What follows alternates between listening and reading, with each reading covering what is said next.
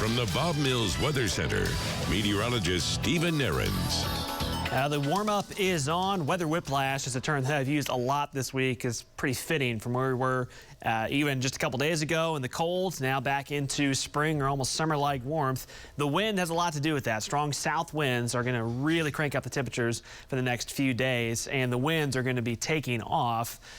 Trash cans might be okay today. Saturday and Sunday, they may be down the block or down the street or in the next city, the next county. Winds are going to be out of control at times Saturday and Sunday as the pressure gradient really tightens. That just means that the winds get stronger and stronger over the weekend. Highs today, t-shirt weather back after just the big coats a couple days ago. Highs in the mid to upper 80s across all of eastern Oklahoma. Those winds 15 to 25 miles per hour. TU football, as we mentioned earlier, out of town, but they're in Philly this evening playing Temple. Friday evening game. Nice normal fall weather there. It's going to be dropping into the 50s, very light winds, no issues there.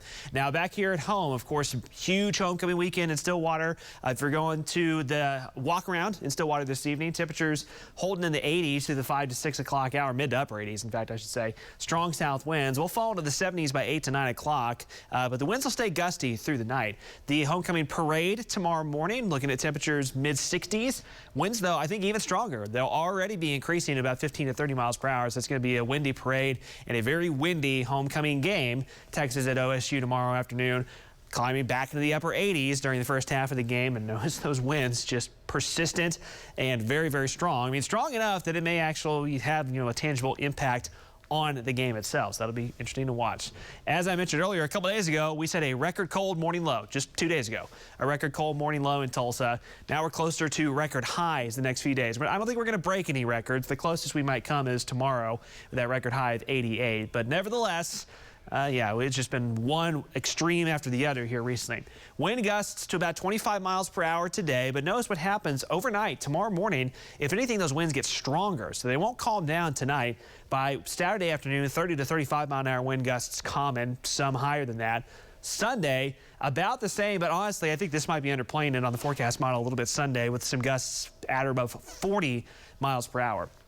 Needless to say, that keeps the fire danger very high. The reason it starts to come down technically a little bit on Sunday, the humidity will be coming way up by then, which helps, which leads us into that storm system that we are really, really hoping and crossing our fingers for that can help us out rain-wise early next week. The jet stream pattern, we've been tracking this upper-level storm system, this upper-level trough that by late in the weekend, by Monday, comes diving down through the Rockies. The trend the last day or two here is for this system to slow down, strengthen off to our west, which allows more moisture to build up out ahead of it and gave us maybe 1 or 2 rounds of storms from Monday into Tuesday.